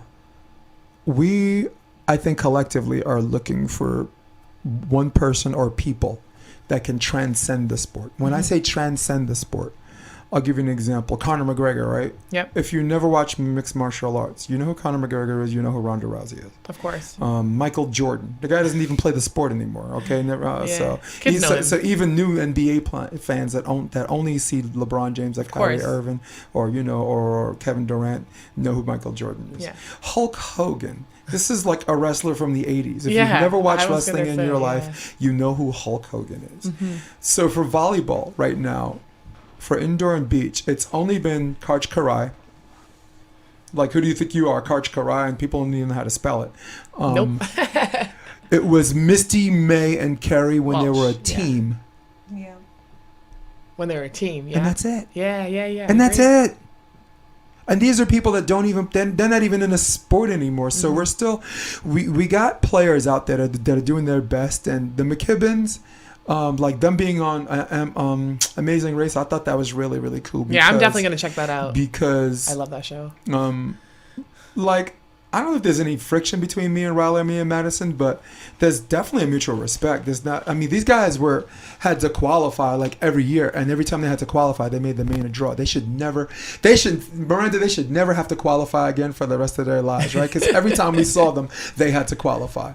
They even let a freaking high school team that won an AVP first in Seattle and knocked the McKibbins down to the one spot. John Schwangel, he was on a podcast yesterday. He was telling me that story, how he felt like an imposter in a tent because of that. It's like, look at this kid, you know, because it's in our human nature to hate the prom queen and not the people that voted her in. I mean, am I right? When you're younger, yeah, maybe. Yeah, but yes. we a lot of us are still 12. Of course, right? Of course. Do we not put ourselves in a position where our personal bias affects our critical thinking skills? So, yeah, definitely. Sometimes, especially when the frustration comes along. Yeah. Look no further than politics. Look at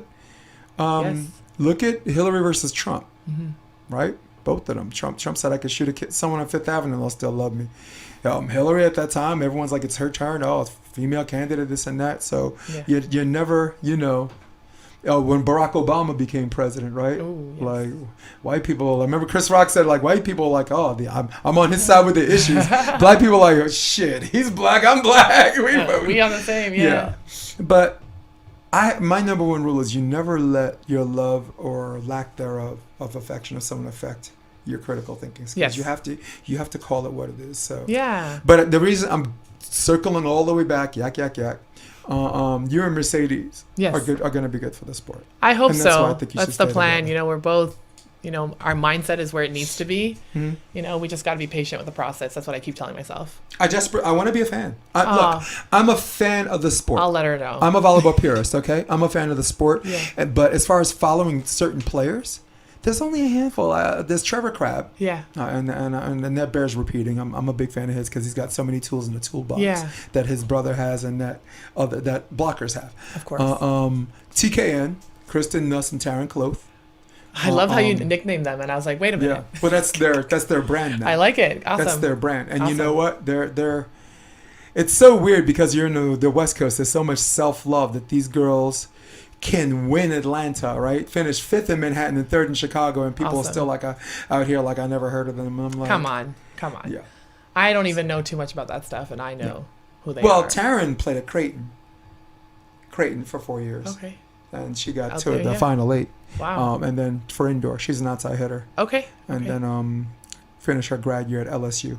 Okay. And her and Kristen Nuss were a perfect 35-0 in their pair system. I heard that.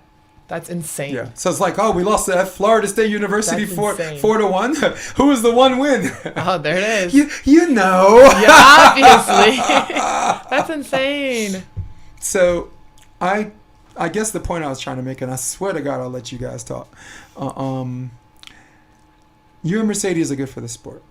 You guys are real. You're honest. You're genuine. You have blinders on in a good way. You're not out there looking into the left and the right. You're not caught up in the validation game about what other people may think of you based on wins and losses. Mm-hmm. And I can't emphasize enough that's golden. I think that's how us volleyball people get us some fans, and not just get fans regionally. Yeah. Like New York, I got a huge following as a coach or player. I've done some things out there or whatever. Not reading off my resume because that pisses people off, and I understand why. They get to hear that every episode. But you want people that don't watch the sport walk by a beach court and say, this looks interesting. I want to stop and watch. Yes, honestly, that's the goal for sure. If there's this self-indulgent thing happening, or if there's this kind of a feeling out process that comes with not practicing and not watching video or being prepared for the team you're playing against, people that don't watch the sport are going to be like, all right, time's up. I'm gone. Yeah, of course. Course. People that do play the sport are like, okay, there's 3 courts. Let me see what's on court 2. Mm-hmm. We need people, a balance of people, right? Like if you back to the UFC, Conor McGregor is popular, but people know who Khabib is. Yeah. Did Khabib gain fans the same way Conor did? Definitely not. No. Definitely not. No, he's funny as hell. Yeah. His broken English is funner, is more No, fun but than... that's what people understand. When you start following these people, you realize they're not just like as boring as you think they are. You know, they have their own personalities and they're just funny in their own groups. He just had broken language because it's a language barrier for him, you know? Did you see that match with him and Alaya Quinta? Matt Serra and Ray Longo are coaching Alaya Quinta. Yeah.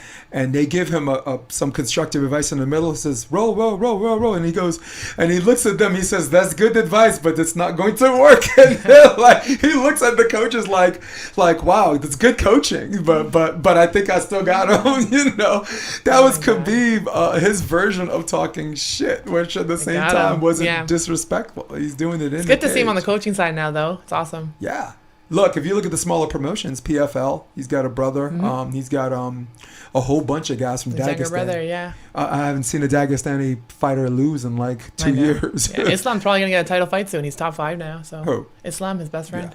Yeah. If someone will fight him. Yeah. These guys are holding on to their rankings for dear life. Yeah, they know better. They think rankings are everything for sure. The only one who doesn't care right now is Tony. Tony, right now, looks Tony like will he'll fight till anybody. he can't move. Yeah. What happened to him? You know, Do you think he used himself up too much by the time his moment of truth came? He just didn't get that. I honestly feel sorry for him. He didn't get his moment with Khabib when he should have. Yeah. You know, they tried 5 times. 5 times could be 2.5 years. And you can only have your prime for so long. And now he's just too old. He's out of the game. He's been beat up too much. Look how he got beat up so bad, you know, against Gaethje. Gaethje. Him up. Great referee stoppage. You agree? For sure. He couldn't even walk, man. He was limping is one thing, but he couldn't see. He was bleeding from every single crack. But some refs usually wait for the fighter to like fall. Yep. To take the fall. Or not. There's I like don't know rules, if it was right? Herb Dean, but There's rules. Like you have to be responsive, of course. Right. Like you have to act on offense. You can't just be on defense. So if you're on defense, and you're not moving, then they'll call it. What do they call it? Intelligently defending yourself. Yes. You just got to make movements. You got to get up. You got to do stuff to show the ref that you're still in this fight. And he was like out of it. So they just let him go because he was moving. You know, he wasn't doing anything, but he was moving. He was scrambling. But he doesn't feel pain. You know? Yeah, and that's how you got to know. You feel have to, pain, but he was. But that's as a there ref, was like blood at 2 inches on the, everywhere. It was not going anywhere. But he got that fight. He got beat up so bad. He's never gonna recover from that. No, he can't be the fighter. Like he got probably so much brain damage from that. There's just too much going on. And he's gotten hit in the head a lot. He's gotten dropped by Pettis. Yeah, oh yeah. You remember he did like a backward roll, and when he got up, he got hit again. He got hit again. Yeah, It was all over. Lando Venata. Actually, this last replacement fighter that fought him in the first round dropped him a bunch of times. I mean, he got hit so much. Kevin Lee. He just won't give up. Kevin Lee, I think the problem is he didn't get that fight with Khabib, and he should have. I feel really bad for him. You want to be able to read to your kids, man. You want to be able to read to your kids. I know. You know. He doesn't care about that, but he does have. He just had another baby boy, so he's happy. Mm-hmm. He's doing well. He's really invested in that, but he just needs to be done. Like you said, he needs to be able to read to his kids one day, and I don't know if he can right now. Go out like Ali or like Evander Holyfield. That was not fun to watch. That was sad. That should not have. That was the first time boxing enlisted an actual striker. Yeah. The same night, it was Anderson Silva. Yes. Anderson Silva and Vitor Belfort were the first two guys, MMA guys, that went into boxing that had at least a Muay Thai background. Yeah. And Vitor shows. Vitor is a machine gun because he doesn't loop his shots. For sure. His shots come in, and there's just no time. Like a lot of people, there's no time to dodge that, but because it's not looping, there's no power. But he has power here. He has core power. Yeah. And Anderson Silva, he stiffened up Tito Ortiz. He dropped. He got face. Oh yeah, I know. I saw him. He face planted Tito. Saw him, man. I know, that which was is sad. crazy. Tito said he's not done, but I think you're done after that, man. Yeah. Well, Tito immediately called out someone after a loss, which I find bizarre. Usually you call out people when you win. That was just... Yeah. Jeez. And then how about Conor, the way he went out against Dustin? Just still sitting down. I called that. That's stupid. Yeah. Conor just thinks he could be the Conor he was 4 years ago and just, do fight camp of the fighter and not be in shape all year long and come fight. His body just can't handle it anymore, and he doesn't realize that. He just thinks he can just do a fight camp. Here's what I think, and I want your thoughts on this. 2 things come into play with Conor. And Miranda will appreciate this. It's really hard to get out of bed when you have $100 million in the bank. Since he got that boxing bet, he's not hungry. He's not hungry anymore. Floyd got Look 3. at his whiskey. Yeah, His proper whiskey, 12. Proper 12 makes so much money that yes, it is hard to get up and have a yacht outside and, waiting for you to travel the world around and have to go fight instead. Yes, it's hard. You're that's in why. satin sheets. You would rather have breakfast in bed. Yeah. So that's 1. 2, inactivity in mixed martial arts is a real thing. Yes. The reason why... We'll talk about that for sure. And this is when I'm going to give you the floor. The reason why I thought Dustin looked sharper, because when Conor was out there fighting Mayweather... Yeah. And got choked out and somewhere in between by Khabib, and fought Donald Cerrone, but that was a stylistic nightmare. Because Cerrone's the kind of fighter, if you're going to finish him, it has to be early. Like if that went to the second round, Cerrone's also on the downhill of his career. But Cerrone's also a warm-up fighter. So if that went the second or third round, you might have seen a Nate Diaz all over again. But like you said, maybe not. Yeah, he's a little older. Yeah, it didn't look good. We didn't. The outlook. That was a win for Conor, hands down. Nothing should have happened other than that. So while Conor was doing that, Dustin Poirier fights Max Holloway. He fought Eddie Alvarez in Eddie's last match in the UFC, which was like fight of the year. He fought Justin Gaethje on some dodge and box, that just classic boxing stuff. Yeah. Fought Khabib Nurmagomedov. Had Khabib in the guillotine choke, I didn't think Khabib was in trouble. He's been in that choke before. But in the fourth round, calm and that's as close as you're going to get. He had it above the chin. That's as close as you're going to get to people getting out of their seat to see that this is. Yeah, people got excited. Real. That was what? Yeah. That was what, second round, was it? Fourth round, okay. Yeah. But you knew that Wait, that fight went to fourth round? Yeah. Okay. But you knew if he we can look it up too. We could look up Justin Gaethje. And then not Justin Gaethje, Dustin Poirier. It's Poi. Oh yes. You're right. I just want to see what is. We were walking through the matches. I know, we were thinking about it. And it's good. I just wanted to flash it up. YouTube? No. Go to Safari, because we're looking for win-loss records. Dustin Poirier, Dustin, and then Poir. Oh. There it is. And look for Wikipedia, and when you scroll down, it has his mixed martial arts record. So what was I saying? Justin Gaethje, Eddie Alvarez, Max Holloway, Khabib Nurmagomedov. Good lineup. These are the guys he's been staying busy with. And he beat all of them except Khabib. That's the thing. He's been busy. Yeah. But didn't you pick Dustin to win that because of the activity? Yes. Anyone that's been watching this sport. I picked him to win even the first time. Yeah. Sorry, not the first time, as in the one in Abu Dhabi on Yas Island. I picked him to win that one too, and I don't usually bet. I don't do any of that. But I had my bets on him. So let's take a look at it. You can zoom in a little bit if you want, if they allow you to. Okay. Right here? Yeah. You want to go fight by fight? Yeah, scroll. That's Conor's last match. He fought Conor twice. We're gonna skip that because those were just Dan Hooker. That is a savage, dude. That's a savage fight. That was his only loss. Check it out. This is his only loss. But look at before that. Look at Khabib, which shouldn't even count because everyone loses to Khabib. Yeah, I was gonna say don't count that one. Eddie, Justin, Pettis, yeah. Eddie, Jim Miller, yeah. Savage, yeah. Michael Johnson caught him, Bobby Green.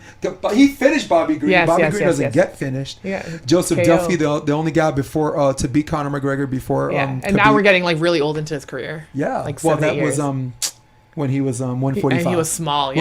When he fought Conor, he was 145. Yes. But scroll down a little bit more. He beat Max Holloway, Cub Swanson. Oh, Cub Swanson's no joke, especially during that time. So while Conor. So basically, the last 6 matches when Conor, scroll up again because I want to see the matches. Scroll all the way up and move a little bit this way so we can see the dates on the matches. So Conor fought. He won the 145 in 2014. He won Madison Square Garden was 2016. Yes. Okay. Since Madison Square Garden, this is 2018. Go down. Since 2016, when he won the title, this dude fought Jim Miller, Eddie Alvarez twice, fought Anthony Pettis. We can scroll up now. 2006. No, we're going up chronologically. Yeah. 2017, 2018, Max Holloway, Khabib, Hooker, Conor. So that whole time when Conor fought Mayweather once in 1 year, fought Khabib once, and he won 1 year. How much money that time? He was gone around the world on his yacht for 3 months straight. But that's the thing. Like, you know, you might be able to get away with that stuff when you're, in your prime of your fighting. But someone like that, and his weight class too, like the skill set is so huge. So he thinks that he could just do a fight camp, as I was saying before. So like fight camps sometimes are 8 weeks, whatever long they want to make their fight camp. So 8 weeks, you just go hard. But can your body do that from laying on your yacht for 3 months? Not if you don't have a good general nutrition. And like you said, what are you eating? So it comes back to that. Like all these guys, like Khabib says it. He talks about it even to this day right now, him wanting a rematch with Dustin. And Khabib's like, why does he get that rematch? He's lost him twice. He's not training. Like you need to be active and training throughout the year. This is your job. Take 2 days off after a fight for your family. Take a week off just like normal people. But this is your job. So, we don't take days. It's not like I'm not doing my job like in June or May. You just got to do your work throughout the whole time and then be in shape. And then when a fight comes, you fight for the guy and prepare for the guy. You don't spend the first part of fight camp getting back in shape and then spend 4 weeks on the guy. You're already in shape. Now you go fight camp is about the guy. That's what it is. And he wasn't doing that. And it shows because he's been losing since he's won that millionaire status. Yeah, honestly, I don't even know what makes him come back. I mean, like you look at other sports. He says he still has the passion for fighting, but money is money. He's having too much fun with the celebrity status. But is the passion residual, right? Does it come in spurts? And then those spurts, you see, which are few and far in between, are you not training? What's happening is you see someone in your class fighting, and you're like, oh, I could beat them. Let me go back and do this, and then you get that little urge again, that little hint. But that's not real. That's not gonna last. That's why you're losing. Well, the discipline are not always binary, right? Yeah. They're mutually exclusive, right? Yeah. He needs to just take his money I want and to run. be an AVP champion. What the fuck did that? What the hell did I do the last 2 years, or if not my entire life? He did what he needed to do. He did a lot of entertainment. He got money. Sit on your yacht, man. Why do you need to fight? Enjoy your life. Enjoy your life. You have 2 beautiful kids now. Like you're happy. You have a good family. You're happy with that. The other thing that needs to come into play is the step up in competition. Since he's beaten Aldo, he's moved up a whole weight class. Do we both agree that 155 is the most, at that time, if not now, is the most competitive division? That is a murderer's row. It is a murder. It really is. At that time, 185 was too, right? I was going to say middleweight is also crazy. Rocco was still doing well. When he came back. Joel Romero is a scary fighter. I watched Romero Adesanya live, and that was insane. That was a bloodbath. But also because Romero kept chasing him, so it looked like he can get knocked out, but not enough happened. But the middleweight matches, look at Gastelum and even Whitaker and Adesanya. That match 5 rounds, that's a bloodbath. Yeah, it is. Even Adesanya was like, I'm gonna die in this fight. Dude, willing, You know what I liked about Romero? That he's 42 and can move like he's 20. He has to be tested. You have to go watch Romero's warm up. Just go watch his warm up. Yoel Romero look, we got volleyball people watching this, and they might not know who he is because they're not an enthusiast. So Yoel. Yeah. Is it Yoel? Yoel. Yeah. And let's see if we could just Google get a his picture, warm like up. an image search. Yeah.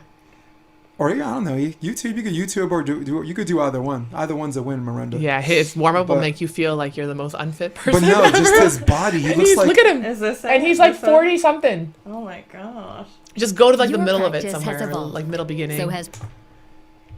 Yeah, we try to show less YouTube videos because I don't want our podcast to get flagged or whatever. But so if we have a picture of him after the YouTube video, if you have a picture of him. Yeah. Is this... his body is just. Insane for his age. Or even for anyone's age. That's ridiculous.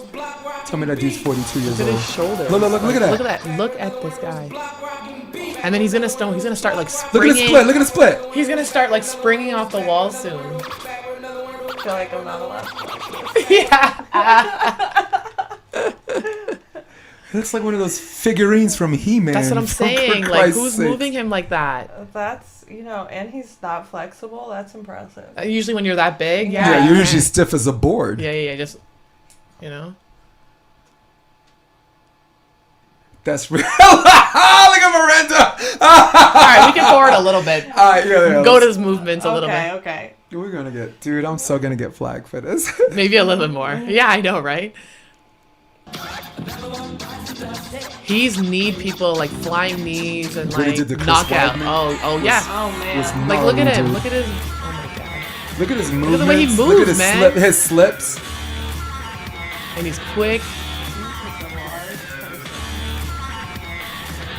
All right, so let's go to like an image search instead of YouTube, because I don't want to get flagged for this. We still want people to watch this shit. My bad.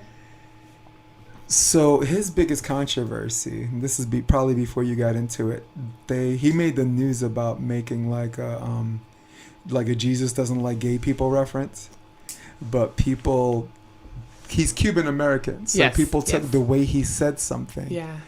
And that's not what he said. If you listen to the video, he said, "No forget Jesus." Oh. That's saying don't forget Jesus. Or forget. Yes, so he's like all about that. He's like though. he He's says the you're God's out child. here and you cheer for this person, you cheer for that person, but he says but you forget the number one.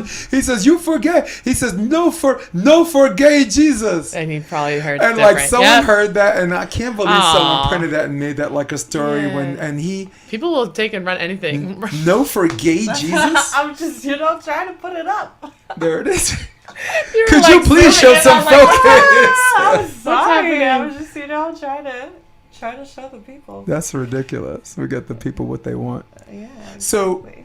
So, all right, 185, 155, we can make a debate about that. So, Yeah. getting back to what we were saying, there's a step up in competition. He's not training as hard. It was a train wreck waiting. Yeah, it's definitely a train because his body just couldn't keep up with the movement. Yeah. He collapsed. His leg collapsed. It was a wrong step in the motion. Your leg can stay a little bit, but it just gave out. It was too much training in a short amount of time from doing nothing. We've all had that. Trying to But stress for even an if he is exam. training, Like it's the but same even thing. if he is training, it's difficult. Like Yeah. think about John Jones. All right. Everybody's like, why is John Jones a decision machine? I said, no. John Jones was finishing people until he got the title. Yeah. And when you're defending the title, You got to play it safe. You're the title for that reason. but not just play it safe. Points. You're not facing someone who's a number 10 fighter or number 15 fighter. You're not stopping someone on the way up. Yeah. You're only facing the guy who's named the number one contender. Yes. And if you're in a match where you hit John as hard as you can and he's still there, or if John hits Glover Teixeira, right, who's got a strong chin, John hits him as hard as you can and you can't knock him out. Yeah. You have to find other ways to win. Yeah. You're not gonna. And that's why John is so good. Yes. His skill set is huge. figured That's out the why he's formula. considered. Yeah, he's considered the GOAT because of that. He can do this. He can do that. He can do this. He can pull it out from anywhere, and that he's dude's patient. partying. He's snorting cocaine. He's doing it drinking, all, man. That's the probably reason why girls he's giving not. him No, lap dances. that's and the he's out reason there. why people won't claim him as the GOAT, though. Yeah. Because they're like, look at him. He's cheated. He's done this. He's done that. He's had a milligram of this in his system. picogram. A It's a picogram. picogram. Yeah. In his system. In Nevada, it's okay, but not in California. Like, it's just too much. And just people are just trying to nitpick on every small thing. But he's the GOAT. So educating the masses on what's going on with John Jones, and it relates to a lot of sports. He's got flagged for banned substances at some point in performance-enhancing drugs. The first time it was cocaine. Like the Athletic Commission doesn't actually have a test for cocaine. It was something they did arbitrarily. Yeah. They weren't supposed to, and John got mad at them. But I'm like, dude, You're you on just got cocaine. caught. Shut up. You just got caught on You just cocaine. lost your Nike. As And you just elite lost your athlete. Nike sponsor too, which which had to be a big hit too as well. Of course. And the second time he got flagged for a banned substance that's found in a dick pill.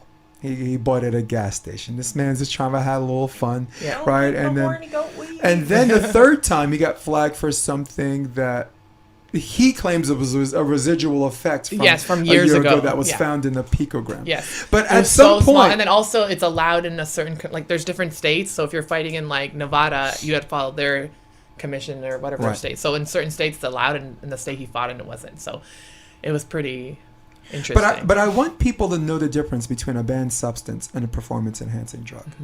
Like, nobody's going to call cocaine a performance-enhancing drug unless you got hopped up that That's what he said. That same night. You can get shot 5 times. Yeah. Like, what I'm else? still Like the guy, here. what was it, Al Pacino? What was that, Scarface? Yes. You think you can thank me? You need a fucking army you want to thank me. Come say hello to my little friend. Oh my So, God. that dude, that kind of hopped up is Yeah. different. That's performance-enhancing, okay? Yeah. But banned substances, nobody's thinking of taking a dick pill. It's gonna help him whatever. And like Nick Diaz, right, smoking some weed or whatever, which he has Speaking a of prescription Nick for. Diaz, he's fighting soon. Yes. Next weekend. Next weekend. The same Ortega Volkanovski, right? The same Ortega's gonna be there. He lives here, you know. He's in Torrance. Yeah, he lives here. I was at a karaoke. You're talking to me like I don't Hennessy's. know him. No, but before the pandemic, he used to come when I was singing karaoke at Hennessy's. He used to come through on a skateboard. Party with us on Saturday. Yeah. Oh, he's so cool. Isn't he cool? He's so chill. He's everything. He everything still they lives said by his he mama.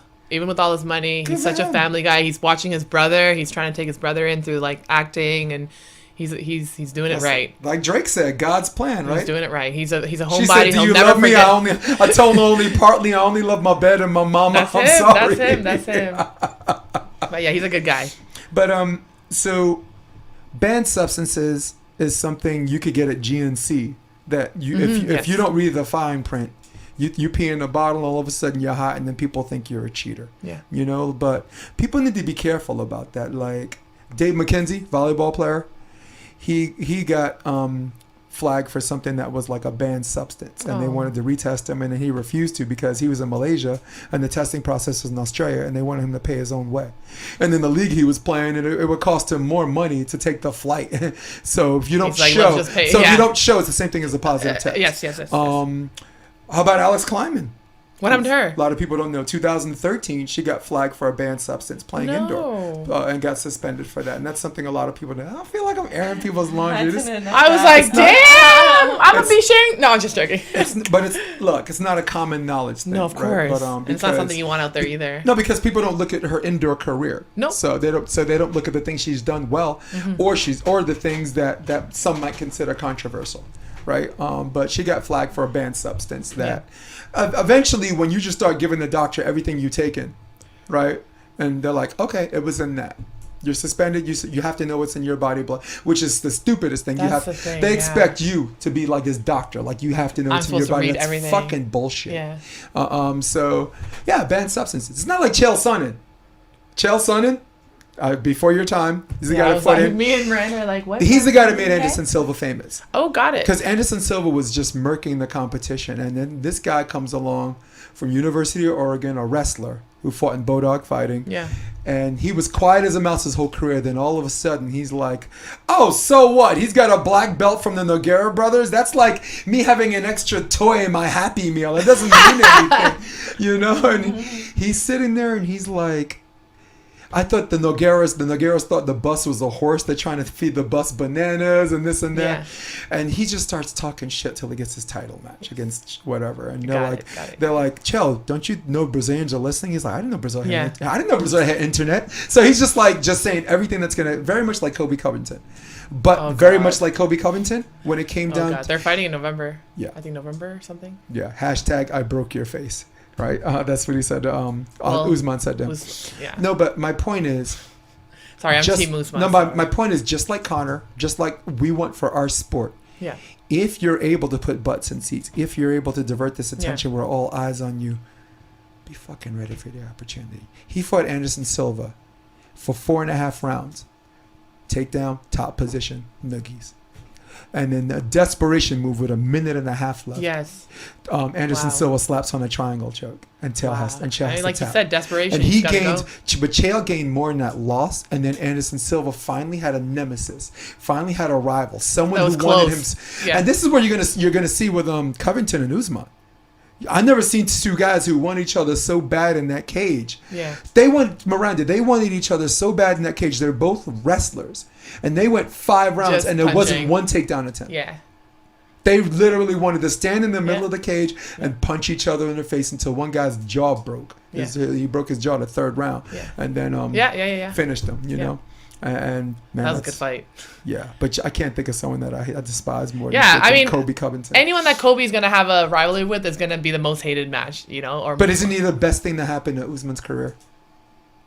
Usman was someone that, you're just a wrestler. Oh, you just like to press people against the cage. Masvidal, too. You know, Masvidal was a good number. But I think the main thing for Usman's career was getting the belt. Tyrone, like Tyrone was unstoppable. And then this guy comes and Tyrone was hated too, man. I know, and he was like unstoppable. And then Usman was his cardio, like his tank was just full on. Like he was a cardio machine, and that's what really put him on the map of who this guy was. You know, what else put him on the map? He did very much like Khabib did. Khabib was a decision machine. Yeah, they're very similar. But once the two of them, this is the one thing they have in common. Once they won the belt, you haven't seen a decision win. Yeah.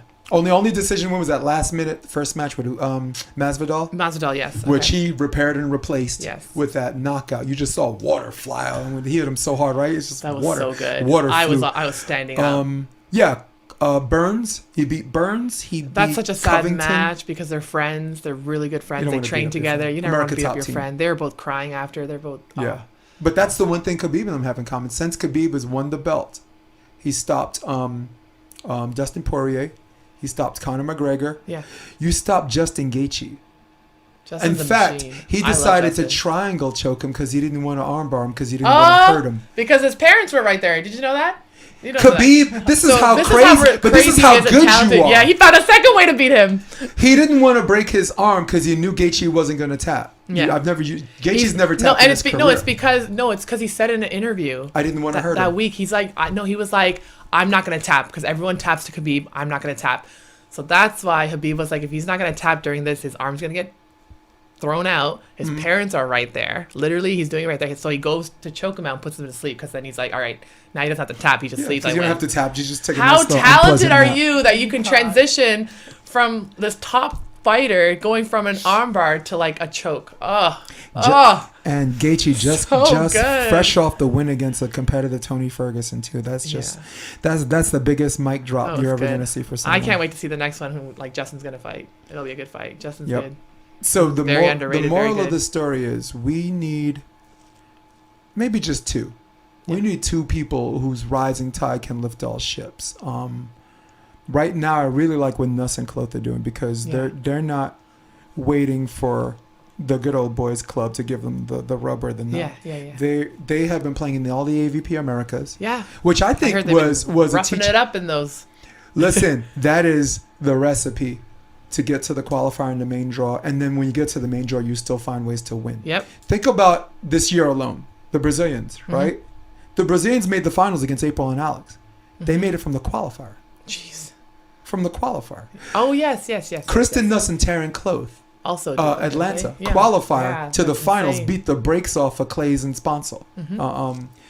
Which I don't know. Should I just say it out loud? I wasn't crying over that one. Let's just put it. And I'll leave it at that. That's all we need. I'll leave it at that. I'm a USA guy first. They go to the Olympics. I'm a cheer from, but that's where it stops. no. But I'm pro. I'm not necessarily anti-Sponsor and Clays. I'm just. I've been. You have your own experience. TKN has allowed me to become a fan and take the journey with them. Got it. And when they lost, I cried with them. When COVID canceled this season, they cried their eyes out. You were right there. I cried with them. Coconut Beach, I was ready to call center court. I called center court for Evan Corey and Logan Weber against Rafa Rodriguez and Peter Marciniak. So I was calling for their cable channel and for their live stream. So I was at Coconut Beach.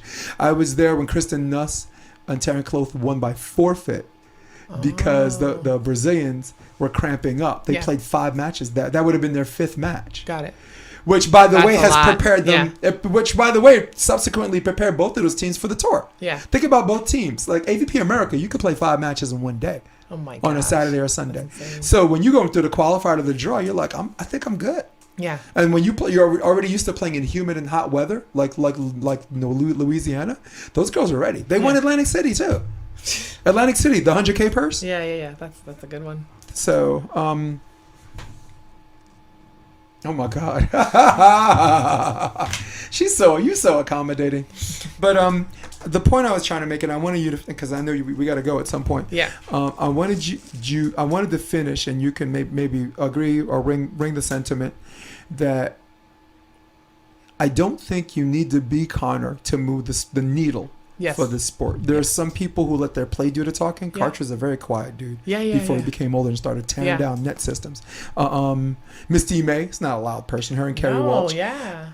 But I think you and Mercedes have this thing about you where you are inviting because you're real and you're honest, and people are become interested, and then you go to these tournaments, they're like, wait, they're playing, I want to watch their game, and you do allow these people to follow, and that doesn't just include winning, because at the end of the day you got to find ways like you to said win, there's a story behind it too, to win. You know? I'm telling you, you're good for the sport. Thank you, man. You're good for the sport. I appreciate you having me out too. Yeah. You know, it's been nice meeting you.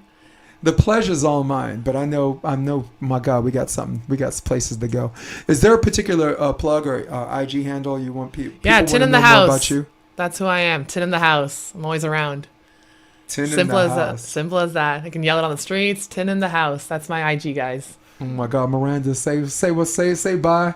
Say bye to all these people who Bye, miss you people. so much. It's been nice. We're in episode 110 right now. Good for She hasn't you, been on the set man. since 30. Oh my god. She's had some well-rested time. Yeah, but we've She's looking had, great.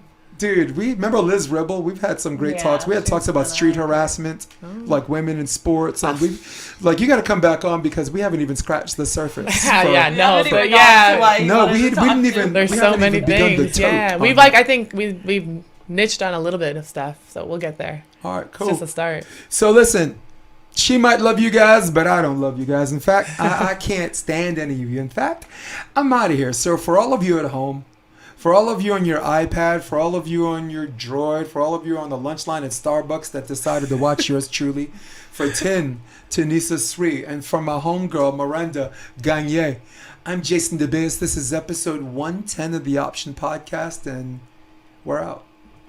The Option Podcast on OptionVB.com. It's also available on iTunes and Spotify, and on YouTube under the NY Varsity Sports handle. You're going to love what you hear. Let's end this.